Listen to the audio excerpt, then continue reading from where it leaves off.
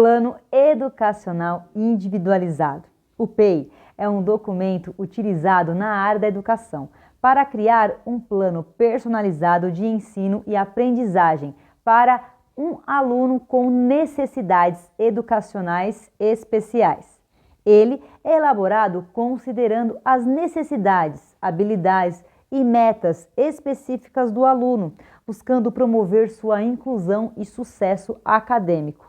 Se você tem um aluno de inclusão em sua sala de aula e não sabe como elaborar um PEI, você está no lugar certo. Hoje, juntos, vamos aprender quais os critérios e como elaborar o seu plano educacional individualizado.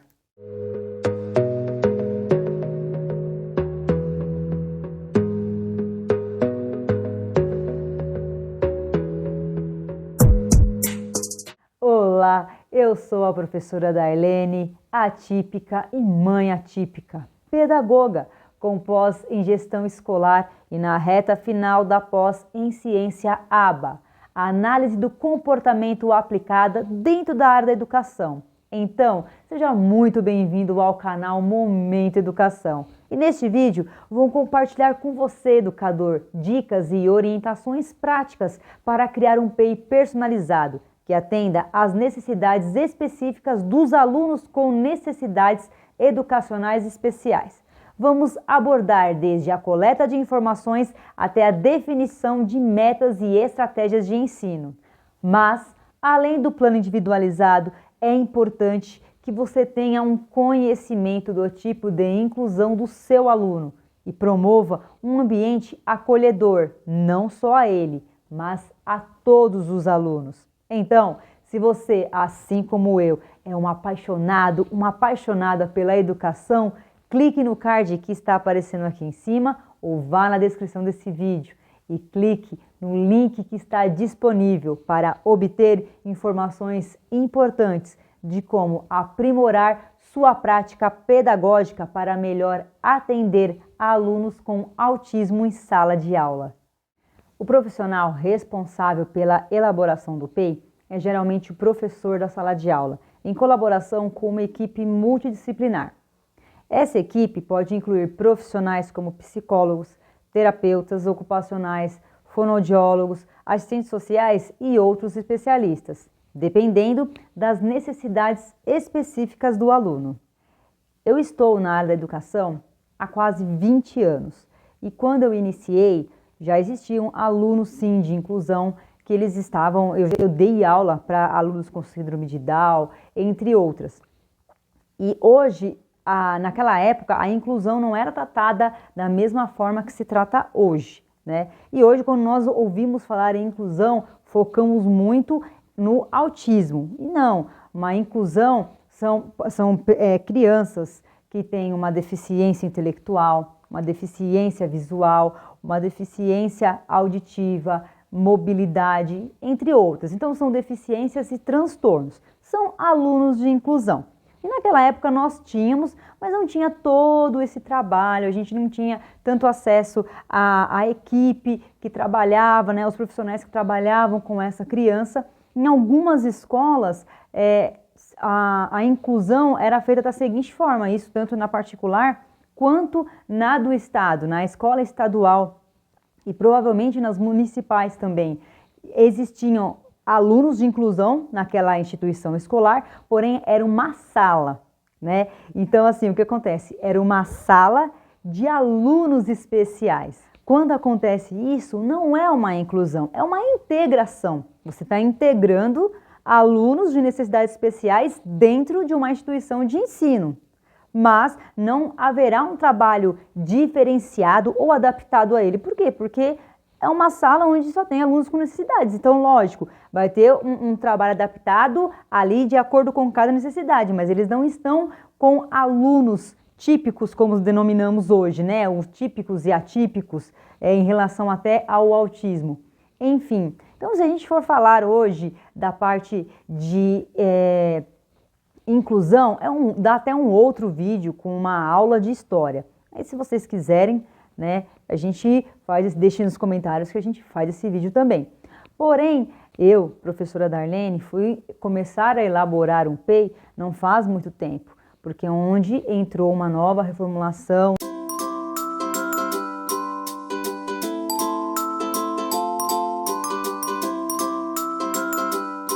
na lei do atendimento à inclusão a alunos especiais de acordo sim com as suas necessidades.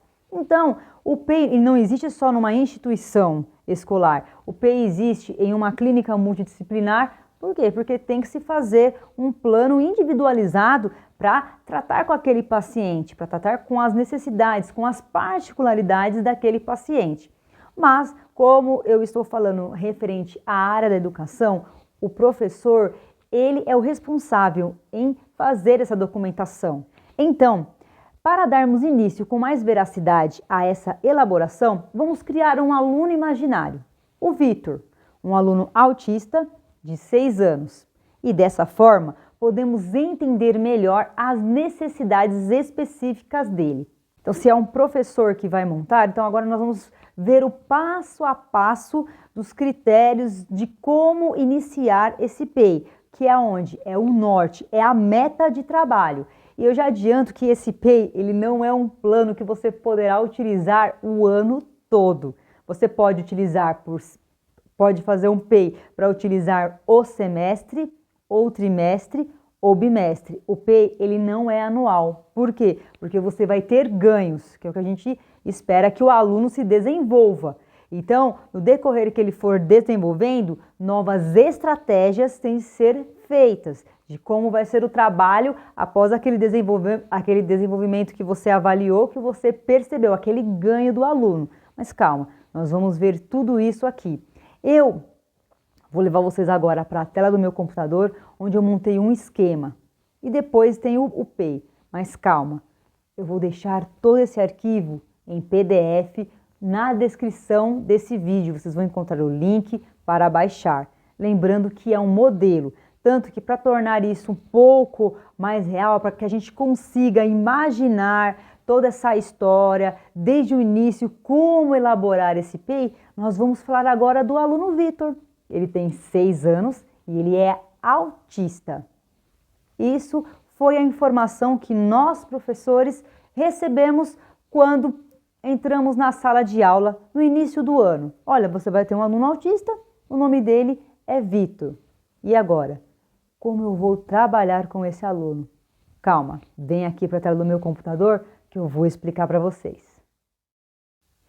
Bom, vamos lá. Então aqui eu montei os principais critérios para iniciarmos a elaboração do PEI, tá? Do plano individual. Então, primeiro, vamos ver aqui, fazer uma análise abrangente do Vitor. Isso inclui revisar o seu histórico educacional, estimativas anteriores, relatório médico ou terapêutico, além de buscar informações aos pais, responsáveis e professores anteriores. Ou seja, quando você tem a informação que terá um aluno de inclusão, além da sua avaliação como educador, é importante conhecer o histórico dessa criança, tal como conversar com os pais, com a equipe multidisciplinar que trabalha no desenvolvimento dele. Se é um aluno que já está na escola há algum tempo, procurar ver no prontuário o seu histórico, tais como relatórios e anotações dos anos ou ano anterior. Se for o primeiro ano daquele aluno, do Vitor, na escola, peça aos pais que, se tiverem, tragam os relatórios das escolas anteriores. Com base nessas informações, é que podemos identificar as áreas nas quais o Vitor pode precisar de apoio adicional. Por exemplo, ele pode ter dificuldade na comunicação, na interação social, na aquisição de habilidades acadêmicas ou em outras áreas específicas. Também é importante identificar os pontos fortes do aluno, como talentos, interesses e habilidades que podem ser explorados em suas aulas. A próxima etapa é definir metas e objetivos realistas e relevantes para o Vitor. As metas devem ser específicas, mensuráveis, alcançáveis, relevantes e com prazo determinado. Essas metas são chamadas de critérios SMART. Por exemplo, Se o Vitor está tendo dificuldade de leitura, uma meta poderia ser melhorar a fluência de leitura em X palavras por minuto até o final do trimestre.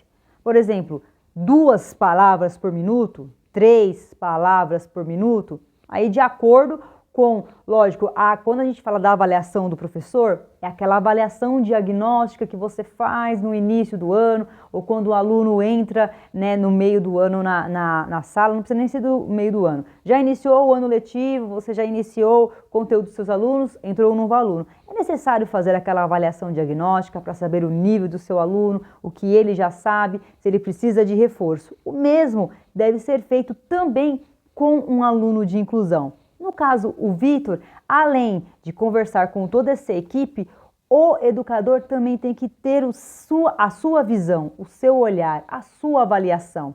Mas voltando aqui para a nossa segunda meta, foi citado o critério SMART, que é uma técnica amplamente utilizada para estabelecer metas e objetivos de forma clara e efetiva. Ou seja, o que você quer alcançar? Em quanto tempo? De qual forma? Pois seria uma situação que você quer sanar primeiro, pois percebeu durante as conversas, a avaliação, que essa questão auxiliará melhor no desenvolvimento do aluno, uma vez que trabalhada e concluída com sucesso. Então, foi onde eu falei que é você criar metas, né? A meta ali de tempo. Então, quantas palavras eu vou treinar com o Vitor por minuto? 2, 3? Isso é algo que tem que estar descrito também, essa meta inicial, tá? Esse critério SMART é bem importante.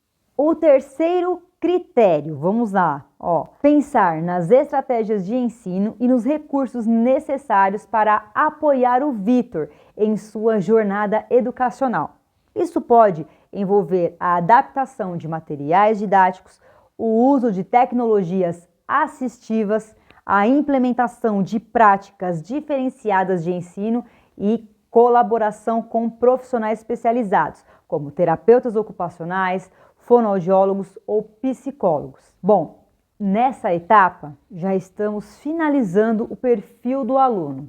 Então, temos que definir nossas estratégias durante as aulas, sempre focando no que o aluno gosta, para obter a atenção dele.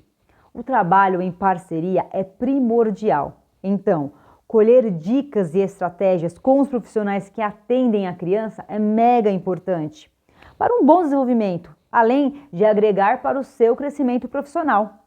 Em relação ao acompanhante, nem todos os alunos de inclusão necessitam de um em sala de aula. Como estamos elaborando um PEI de um aluno autista, a primeira coisa a se saber daquele aluno é o seu nível de suporte. Por exemplo, o meu filho é nível de suporte 1, o que significa grau leve, não necessitando de auxílio extra. Caso for nível de suporte 2, considerado moderado, é necessário um auxílio em alguns momentos. Pode ser na questão de realizar atividades propostas, mesmo que sendo adaptadas, esse aluno não consegue realizá-las sem o apoio, ou pode ser também na parte comportamental, seja interação, agressividade.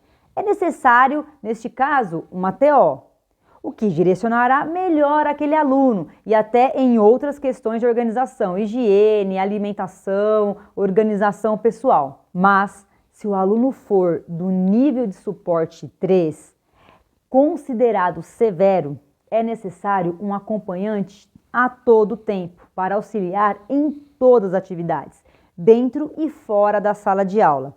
Com essas informações, o seu PEI estará mais direcionado.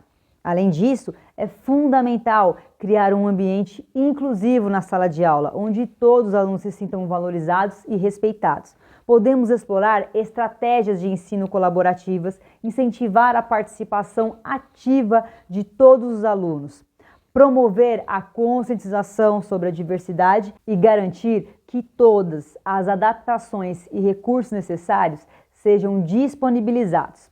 Por último, mas não menos importante, estabelecer um sistema de monitoramento e avaliação contínua do progresso.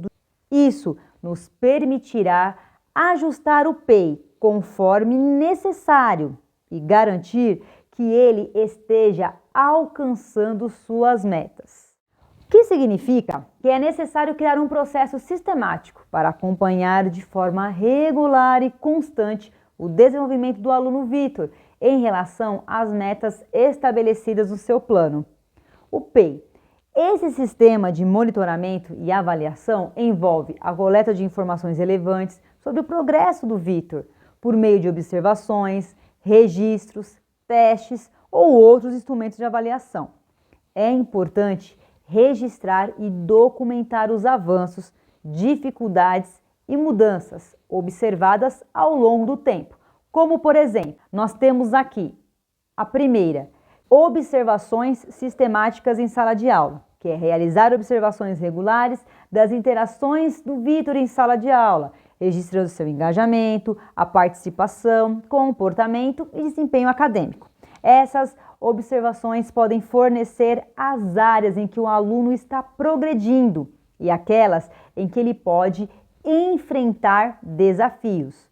Então, ali é você montar um esquema para você saber o ganho, para você observar quais são os ganhos do aluno. O próximo exemplo de avaliação é as avaliações periódicas, que é o uso de testes, tarefas ou atividades específicas para avaliar o progresso do Vitor em habilidades acadêmicas, sociais. Também é uma estratégia eficaz. Essas avaliações podem ser realizadas em intervalos regulares, como trimestralmente ou semestralmente, para comparar o desempenho do aluno ao longo do tempo, identificar áreas em que ele possa precisar de suporte adicional.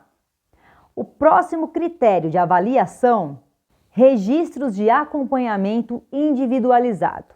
Manter registros detalhados do progresso do aluno em áreas específicas pode ser muito útil. Por exemplo, registrar o número de palavras lidas corretamente por minuto durante as sessões de leitura ou acompanhar a melhoria na resolução de problemas matemáticos. Esses registros individuais permitem visualizar o crescimento do Vitor e identificar padrões de progresso ou áreas de desafio. Antes de eu ler o último exemplo de avaliação, eu quero explicar. Quando a gente fala em uma observação sistemática, é você realizar pode ser um relatório de desenvolvimento, você vai fazendo aquele relatório onde você, por um período, observou ali e vai anotando. As avaliações periódicas podem ser chamadas mesmo de provas, aí depende de teste, aquilo que você trabalhou com o aluno e você quer ver se ele realmente aprendeu. Então isso é bem importante. Agora, esse registro de acompanhamento individualizado, eu tenho um exemplo que eu aprendi numa escola em que eu trabalhava e que isso serve tanto para aluno típico ou atípico. Você ter o diário do aluno. Então assim, você pegar um caderno, você adotar um caderno e separar folhas. Você vai nomear, você tem lá 10 alunos, trabalha numa escola privada, 22, enfim, o número de alunos que você tiver. Ou você pode focar mesmo naqueles que você, durante uma avaliação, sentiu que tem uma dificuldade. Você vai nomear e toda vez que você ver algo diferente, um ganho, ou infelizmente até algo negativo, você anotar. Mas anotar com a data. Então, no dia 13 de maio, o aluno Vitor conseguiu ler uma frase. Olha que legal.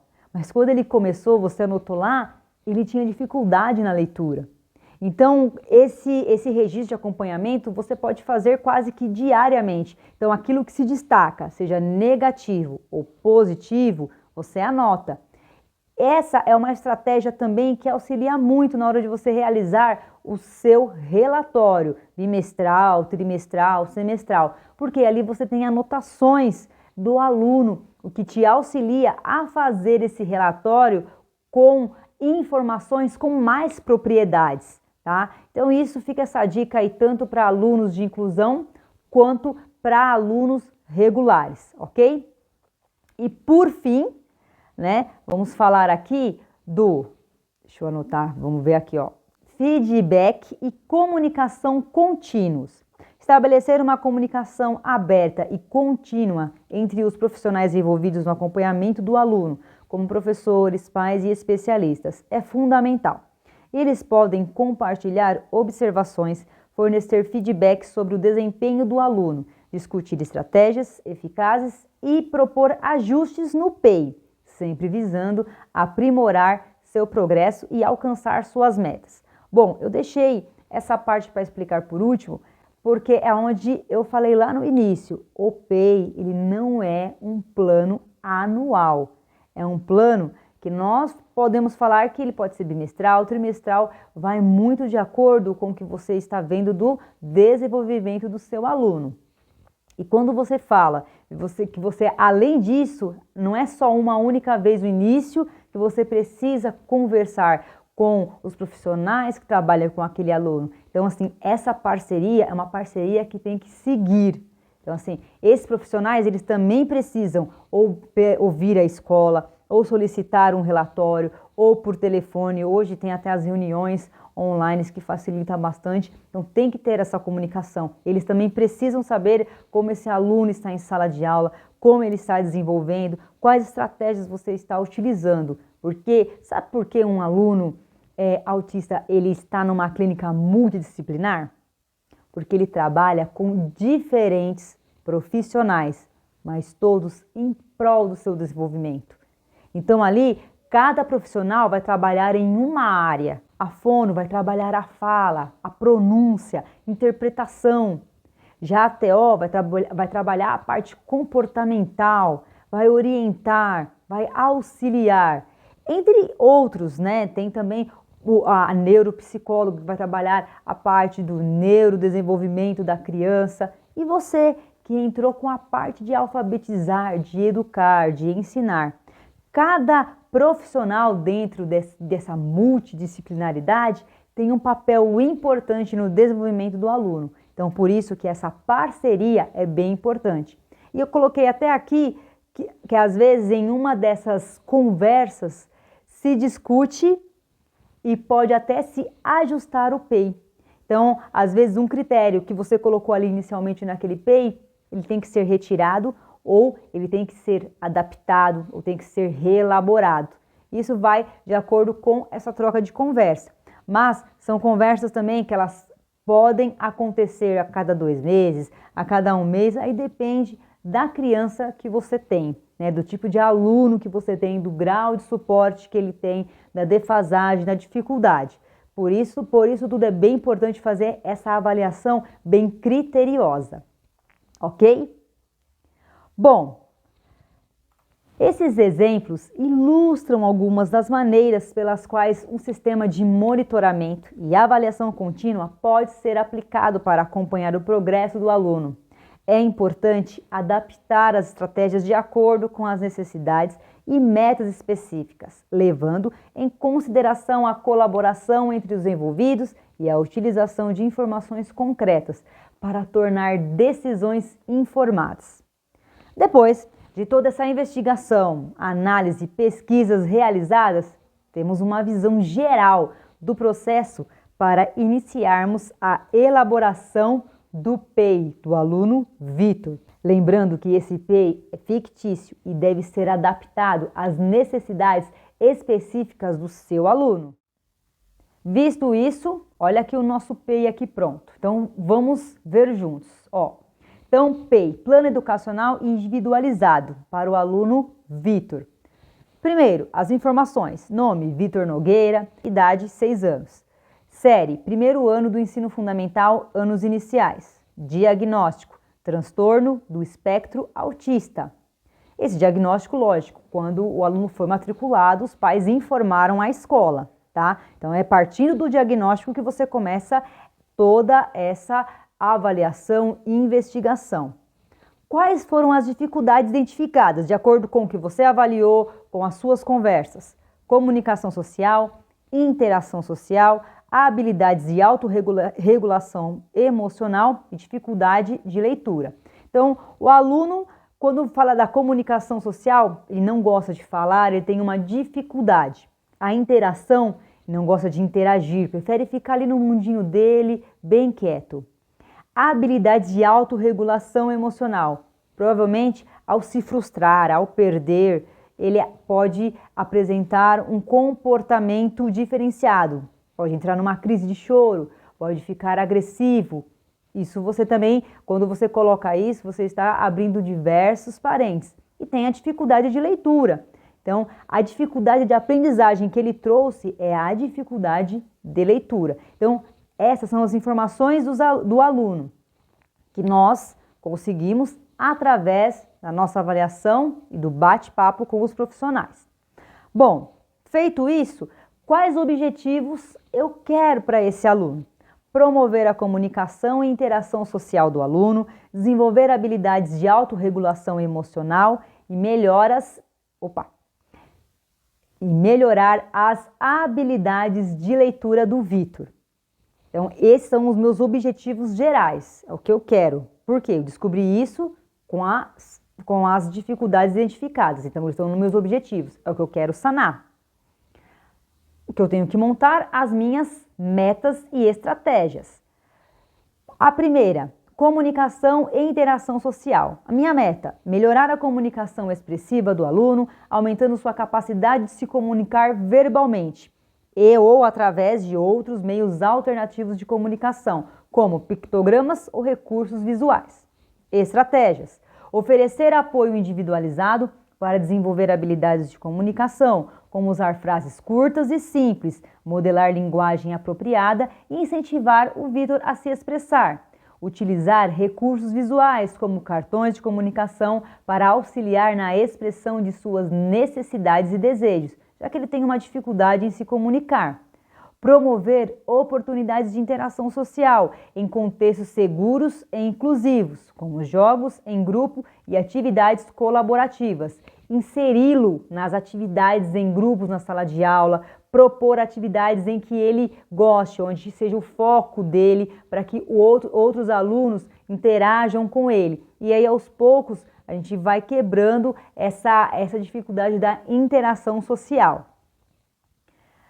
Minha próxima meta é trabalhar habilidades de autorregulação emocional. Qual que é a minha meta aqui? Auxiliar o aluno no desenvolvimento de estratégias de autorregulação emocional, permitindo que ele identifique e lide de forma adequada com suas emoções. Entra aí você trabalhar o socioemocional do aluno. Isso você não consegue trabalhar sozinho. Entra aí um profissional bem importante que é o psicólogo. Então também essa troca de ideia com esse profissional é mega importante para eu conseguir concluir essa meta, fazer com que essa meta seja concluída com sucesso. Então, quais são as estratégias? Implementar rotinas estruturadas e previsíveis, proporcionando um ambiente seguro e estável para lidar com suas emoções. Então, todo autista, ele necessita saber o que vai acontecer e em qual minuto. Ele trabalha com rotina, ele é organizado. E quando há a quebra de rotina, pode haver a desorganização dessa criança, tá? Então isso é mega importante. Se você quer trabalhar a regulamentação, a autorregulação emocional dele, então trabalhe com rotinas, monte um planner, coloque, mas tudo visual. Tá? O autista, ele identifica muito por figuras. Então, com desenhos das aulas que terá, aula de matemática, faz um desenho para matemática. Se ele já sabe ler, pode escrever a palavra matemática. Mas algo visual, mas que ele saiba o que vai acontecer. E se porventura, infelizmente, não vai dar para seguir toda aquela rotina, é mega importante que ele seja avisado. Então, você vai avisando que não vai dar. Para não deixar para avisar na hora, porque às vezes aquilo que ele está esperando não vai acontecer, o que vai acontecer é a desorganização desse aluno na sala de aula. Ensinar e praticar técnicas de autorregulação, como modalidades esportivas profundas e estratégias de relaxamento, para ajudá-lo a relaxar-se em momentos de tristeza ou ansiedade. Então, assim, você também pode trabalhar em sala que quando você conversar com ele, quando você perceber que você está se desregulando, se desorganizando, respira, conta, tenta se acalmar, né? Ensinar ele também a fazer isso, porque ali a escola é um outro ambiente. Esse é um trabalho que na clínica multidisciplinar ensinam para ele, mas na escola você deve reforçar também esse exercício. Por fim, fornecer apoio emocional individualizado, oferecendo tempo e espaço para que o aluno compartilhe suas emoções e desenvolva habilidades de expressão e controle emocional. Então, deixar aquilo ir caminhando gradativamente. O ganho é um ganho gradativo, então que leva tempo. Eu não posso falar que é uma semana, não posso falar que é um mês, tá? É um ganho gradativo. O que você não pode fazer é tentar forçar uma situação, porque aí você também vai fazer com que aquele aluno não confie em você e às vezes ele não queira mais realizar a atividade com você. Então, isso pode vir a ocorrer. Então, respeitar o tempo dele, o momento, as suas particularidades é importante para que você consiga o sucesso na sua aula, nos seus objetivos. Bom, a próxima habilidade que eu quero trabalhar com o meu aluno é habilidades de leitura. Qual que é a minha meta? Melhorar as habilidades de leitura, fortalecendo seu reconhecimento de letras, compreensão e textos simples. Quais são as estratégias? Utilizar materiais de leitura adaptados e visualmente atraentes, como livros com figuras ou palavras destacadas, para engajar o interesse do aluno pela leitura. Lembra da rotina com figura, com imagem? Isso também não muda para você trabalhar um conteúdo, seja de qualquer disciplina. Implementar atividades de leitura individualizada com suporte e feedback constante, com o objetivo de desenvolver a fluência e compreensão. Utilizar técnicas de ensino multissensorial, como associação de palavras a imagens, para fortalecer a conexão entre símbolos escritos e seus significados. Então, assim, trabalhar a letra com uma palavra que inicia com aquela letra, com uma imagem que inicia com aquela letra. Então, E de elefante, né? Então, sempre fazer essa ligação, tá? Seja com a palavra, seja com o símbolo, mas é importante sempre o visual, ok? Feito isso, quais recursos inicialmente eu necessito? Tenho que colocar também no meu PEI. Olha aqui os meus recursos. Bom, eu vou utilizar uso de recursos visuais e materiais adaptados para apoiar a comunicação e aprendizado. Acesso a suporte individualizado de um professor ou profissional de apoio para auxiliá-los nas atividades escolares.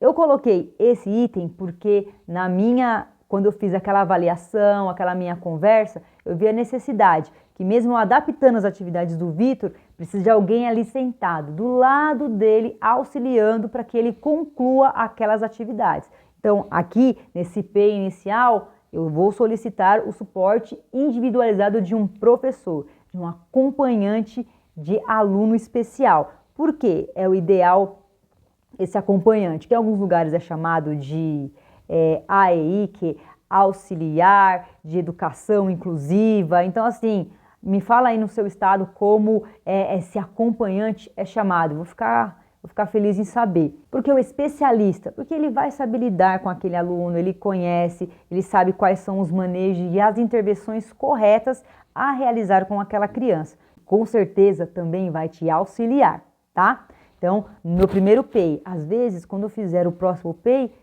esse professor acompanhante não será mais necessário, porque o aluno já consegue caminhar sozinho, ele já consegue acompanhar.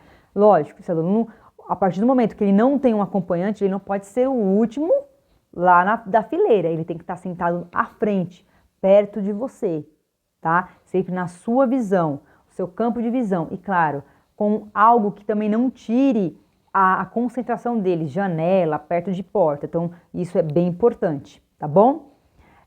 Apoio do fonoaudiólogo para auxiliar no desenvolvimento da comunicação verbal ou utilizar meios alternativos de comunicação. Lembra que ele tem dificuldade na comunicação? Então, a fono é bem importante. Então, eu vou trabalhar aqui, eu sei, bastante com a fono e com o psicólogo. Disponibilidade de recursos tecnológicos como tablets ou dispositivos de comunicação assistiva para facilitar a expressão e interação. Quando nós falamos de algo que é assistiva, realmente é assistir, tá? Mas é algo tecnológico que traga o conhecimento para o aluno. Acesso a um ambiente inclusivo e acolhedor, onde o aluno pode interagir e aprender com seus colegas de classe. Em alguns momentos, não é necessário somente adaptar as atividades, mas também ter uma sala adaptada para que aquele aluno se sinta acolhido e consiga trabalhar, participar das atividades propostas. E por fim, parceria e colaboração com os pais ou responsáveis, envolvendo-os no processo educacional e fornecendo orientações para apoio ao aprendizado e desenvolvimento do aluno.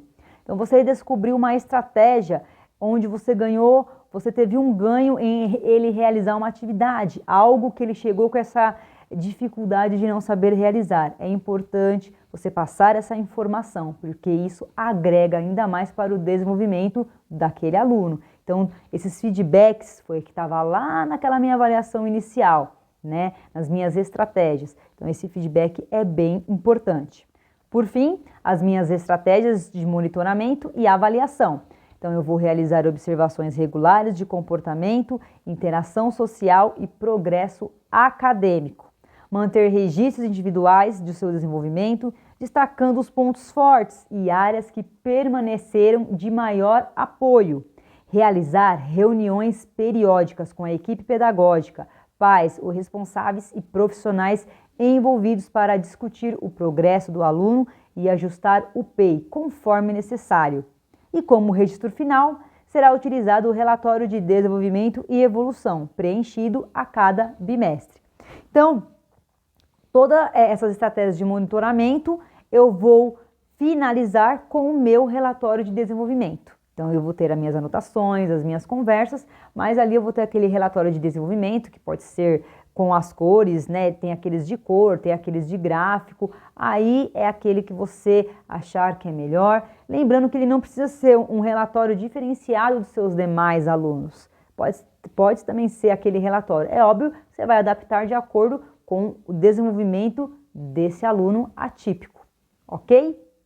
Então, vocês vão encontrar aqui na descrição desse vídeo essas estratégias, as anotações, tá, das estratégias que eu tenho os levantamentos que eu preciso fazer para então eu concluir o meu PEI. Bom, acho que vocês perceberam que eu só falei no singular. Mas e se na sala de aula eu tiver mais de um aluno de inclusão?